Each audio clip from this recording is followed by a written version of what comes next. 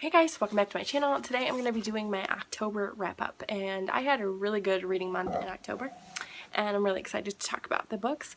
I do have 11 books, so I read 10 books and 1 graphic novel this month, and I am so stoked about that because last month was kind of an epic fail for me, so I'm really excited that I read so much this month, and I can't wait to read hopefully more next month. We'll see.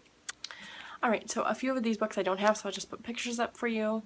The first book that I read in the month of October was Warcross by Marie Lu. I gave this one 4 out of 5 stars. I really liked it. There was some repetitiveness, there was some insta-love, which I don't really like, but the whole concept was pretty cool to me, and it just kept me going throughout the book. So I am excited to continue on with that series, and I did give it 4 out of 5 stars. The next book that I read was The First Time She Drowned. This is by Carrie Clutter, and I read this for the Traveling Book Club that Julie puts on over at Pages and Pen, so make sure you guys go check her out. I'll link her down below. And I give this one 3.5 out of 5 stars. I did like it. Trigger warning for suicide, for emotional abuse, for sexual abuse. There's a lot going on in that book, but I really did enjoy it. I enjoyed annotating it. I've never done that before. So thanks, Julie, for letting me participate, and I can't wait to participate next time. The third book that I read in the month of October was Girls Made of Snow and Glass by Melissa Bouchard-Dust. I gave this one 3 out of 5 stars. It is a Snow White retelling. It says it's got like a feminist twist. Maybe it does. I can't really remember a lot about it. It was pretty forgettable, which is why I gave it 3 out of 5 stars. It was just okay. I don't recommend. I don't want to tell you not to pick it up, but for me, it was forgettable, and maybe it's because I read it at the beginning of the month and I read so much, but I don't really remember a whole lot about it, and I feel like, it just didn't stick with me, so it was just kind of okay. The next book that I read in the month of October was The Couple Next Door by Sherry LaPena. This is a thriller. She also wrote A Stranger in the House, which was the buddy read for Spookathon, and I didn't get to that one. I read this one instead. I gave it 3 out of 5 stars. It was just okay. It wasn't great. It wasn't bad. Like, it wasn't bad, but it wasn't great either. It was just okay. So, yeah, 3 out of 5 stars. And then for Spookathon, I picked up A House at the Bottom of the Lake. This is by Josh Malerman. It's just a short story. It's just over 100 pages. I gave this one 4 out of 5 stars. I liked it. Like, it kept me wanting to know what was happening. I just didn't like the ending, unfortunately. So it was pretty good. I still love Josh Malerman. He, really knows how to write. He likes you get really involved. And I did enjoy it. I didn't like the end. I felt like it just kind of ended. But I feel like this was actually featured in a bind-up of books, an anthology, I think, like a horror anthology. So, I don't want to rate it too harshly because it's just a short story, but I didn't like the end, so I gave it 4 out of 5 stars. And then I read Number the Stars by Lois Lowry. I read this for Throwback Thursday this month, and I really enjoyed it. 5 out of 5 stars.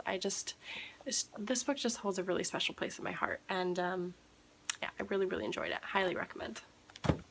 And then I finally finished This Savage Song by Victoria Schwab. I started this one in September, and then I went into a really bad reading slump, and I was having a hard time picking it back up, and then I had to take it back to the library because it's a library copy. Either way, I finished it this month. I really did enjoy it. I gave it 4 out of 5 stars. I need to get to the sequel because I need to know what happened.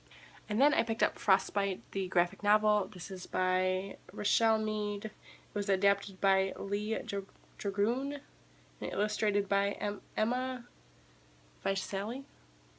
So it's just a graphic novel about Frostbite. Frostbite is the second book in the Vampire Academy series, and the third book, Shadow Kiss, was actually my TBR Rewind pick for September, but I started to read it, but I couldn't get into it because I did not remember what had happened. So I just picked this up quickly. I read it. I know what's going on now. I gave it 3 out of 5 stars. It was okay. I mean, it's just the book in graphic novel form. It's just all condensed. There's a lot of information in this tiny little book. So, you know, it was okay. It was fine. It did its it served its purpose, which was to let me know what had happened so I could move on. And eventually I will, hopefully sooner than later, so I don't forget. I read The Shining Girls by Lauren Bukes.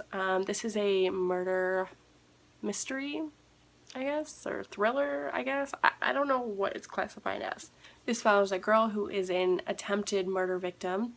She lives through it, and then she's kind of obsessed, and she just wants to find out who did it. She wants to catch that person and bring him to justice. So it's just her story and then the murderer's story. Interspersed throughout the story, it gives you a little tidbits of the other victims and their lives and who they are, which was really cool to see because you don't really see that very often. They don't play like a huge role in the book, but they do add some depth, which was nice. There is like a weird element in here. I don't want to spoil anything, but there's like a weird element in here, and if you read it, you'll understand what I'm talking about. And it kept confusing me, to be honest. So because of that, I think I'm going to give it 3.5 out of 5 stars. She did write another book. It's not on here, but I saw it on Goodreads when I was putting my info in, but she read another book and people were raving about that one, so maybe I'll pick that one up and see what I think about it. So 3.5 out of 5 stars. I also read In the Woods by Tana French. This is the first book in the Dublin Murder Squad series. I gave this one 4 out of 5 stars. I loved it. It is a detective, mystery, crime novel. But there's so much depth.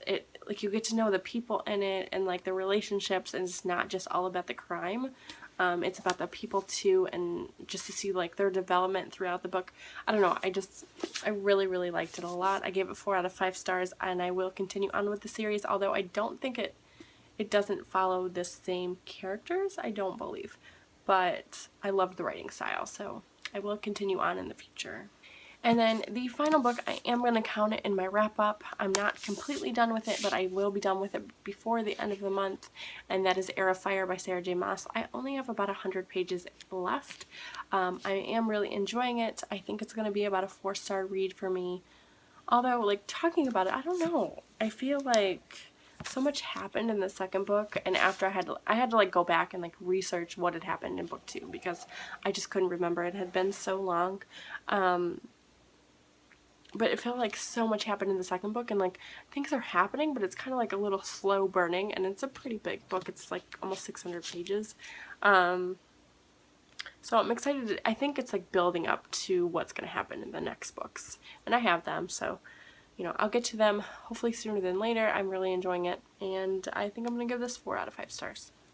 Okay, so holy moly, that was a lot of books to get through in a very short period of time.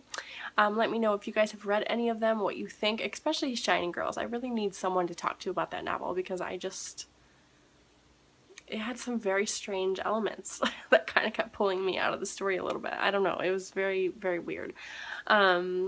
So yeah, let me know down below what you guys have read in the month of October. Don't forget to like and subscribe. Follow me on Goodreads, Twitter, and Instagram, and I will talk to y'all later. Bye.